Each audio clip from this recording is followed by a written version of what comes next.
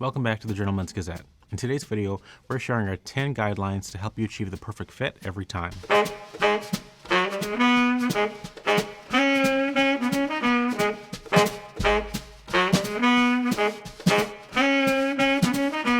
It's one of the first rules in menswear. Fit is king. But what does good fit actually entail? This video is meant to be a general introduction and overview of good fit within classic style. We will cover the basics of fit, with advice that you can apply to a variety of garment types. As mentioned, today's suggestions are based around the conventions of classic style. So depending on your personal style, you may break a few of these rules. But we think that everyone, no matter what your personal style, will benefit from at least being familiar with them, because rather like the Pirate's Code, these are more what you call guidelines than actual rules.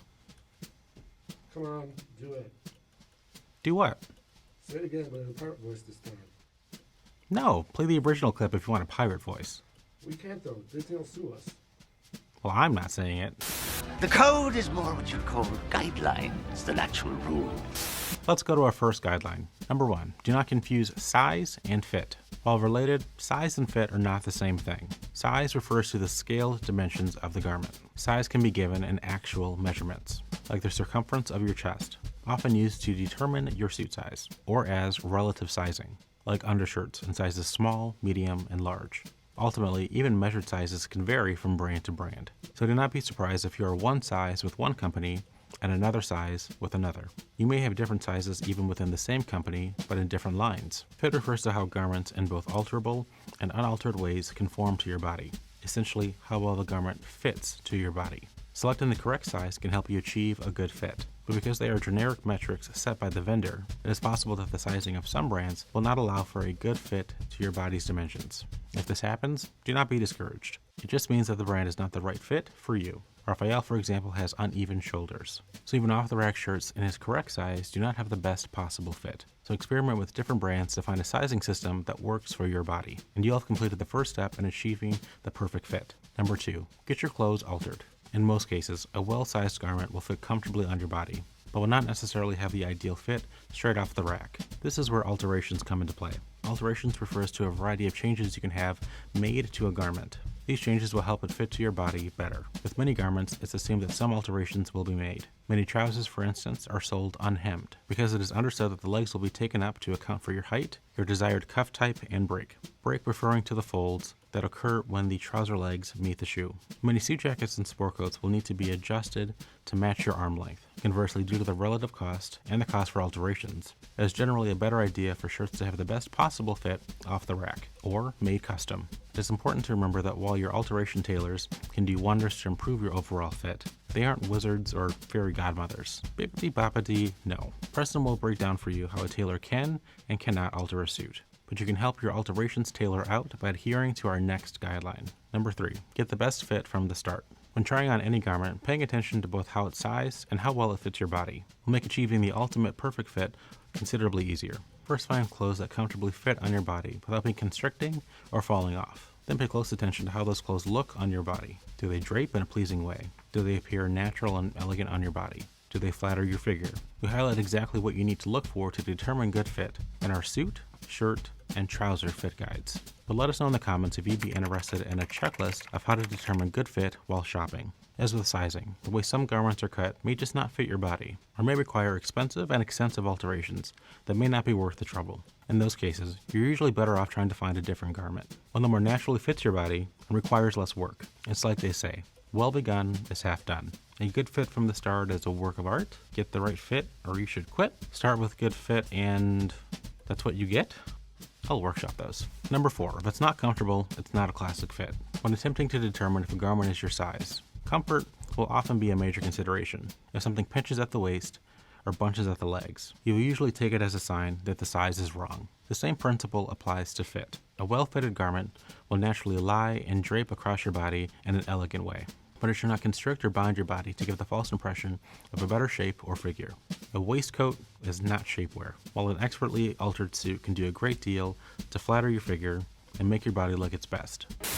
Ooh! I like this. No. Stand naturally, Mr. Simpson. Let it all hang out. You conceal it.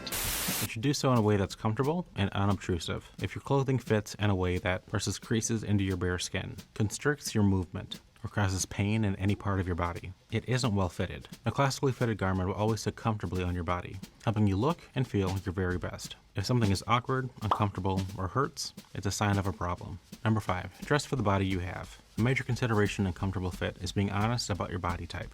Just like jamming a size 12 foot into a size 8 shoe will not make the foot smaller. Trying to force a 40-inch waist into a size 32 pant won't make the waist smaller. Doing so, however, will make it patently clear that the garment does not fit correct, making your overall fit appear worse. Fortunately, a well-fitted garment will do the opposite, making your body look at its very best. The key is to dress for your body type. This means selecting clothing styles, cuts, and fits that work with the unique qualities of your body. This is exactly what Raphael teaches you to do in this video. As an example, consider Preston and myself. Clothes that suit Preston's slender frame would look clingy and unappealing on me, and clothes that work for my body would be billowy and lank on Preston. Again, we're not just talking about size here. Clothes in our correct sizes, but cut for someone else's body, won't have a good fit. That just illustrates the incredible power of altering clothes, because a realistically fitted garment will feel more comfortable, be more functional, and look better. Get an aspirational garment that is just sitting in your closet, taking up space. Number 6, invest in tailoring before investing in more clothes. We've all seen the celebrities or influencers with closets that are bigger than some people's apartments. But when it comes to classic style, quality beats quantity every time. And good fit is a great way to ensure great quality.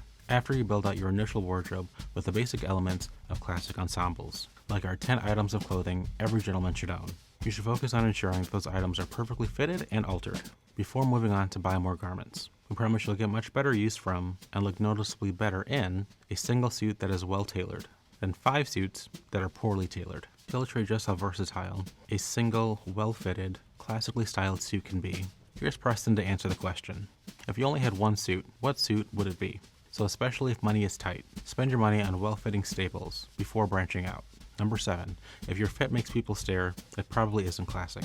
When it comes to determining what fit works for you, a fit that complements your body and personal style is most important. But if you also want to cultivate a classic style fit, we have some advice that goes all the way to the original menswear influence, Beau Brummel. If John Bull turns around to look at you, you are not well dressed, but either too stiff, too tight, or too fashionable. Essentially, Brummel is saying if your look is overly trendy or flashy, you aren't a sartorial style master, you're a sartorial spectacle. And if that's your goal, we say go for it, you beautiful peacock. But for adherents of classic style, a more sedate fit is preferable to the outrageous. This means eschewing fits that are excessively baggy to show off how much expensive extra fabric you can afford, like the historical fits typical of Oxford bags or zoot suits, and fits that attempt to cut a trim and slender figure by being narrow and tight, typical of the super slim fits that are currently very popular. At the end of the day, a flashy, modish, exaggerate fit is not typical of classic style, and dressing in this way can make you look like a trend chaser. We find that classic fits find moderation in all things, being neither too narrow nor too broad, and giving the impression that your clothes actually fit well on you, rather than looking as though you are desperately trying to fit into your clothes. Our next 2 guidelines deal specifically with how clothing should drape on your body according to classic style. Number 8, if it bags and sags, it drags. To ensure that your fit is proportional and flattering to your body, you should avoid any garments that fit in a way that protrudes, puddles, or sags. None of those words sound very attractive in general, so you don't want them associated with your body. Instead, your clothes should lie fairly neat and flat against your body, highlighting your good features and comfortably structuring everything else. Many men buy clothing that is too large, thinking it'll be more comfortable, but your clothes can feel comfortable without obscuring your figure. A baggy fit won't hide your excess weight if you're a little heavy, or make you appear bigger if you're trying to bulk up. Oftentimes, in fact, it will only make those problems worse. So concentrate on a classic fit that isn't baggy or saggy, and use our tips for big and tall men and short men, respectively. Overly broad fits can also appear in more subtle ways, like the amount of fabric at the ends of your sleeves or trouser legs. Fortunately, we can tell how to get the perfect classic sleeve length or cuff break. Speaking of cuffs and sleeves, number 9, show the right amount of skin or shirt or sock. Beware that trendy fits with shortened sleeves and trouser lengths are not typical of classic style. As previously mentioned, an important aspect of fit is determining the ideal length for both sleeves and trousers. To approximate a taut, youthful appearance, an abbreviated fit is especially popular now, that shows off a considerable amount of both sock and ankle, and shirt sleeve or wrist. Presumably, these short fits are to give the impression of an athletic figure, but not only do they look to us like these clothes have shrunk, they'll make most body types appear overly large or scrawny. If the tight trim look works at all, it only works for men with models' builds. We're all about showing off socks, because socks do so much to tie together an entire outfit.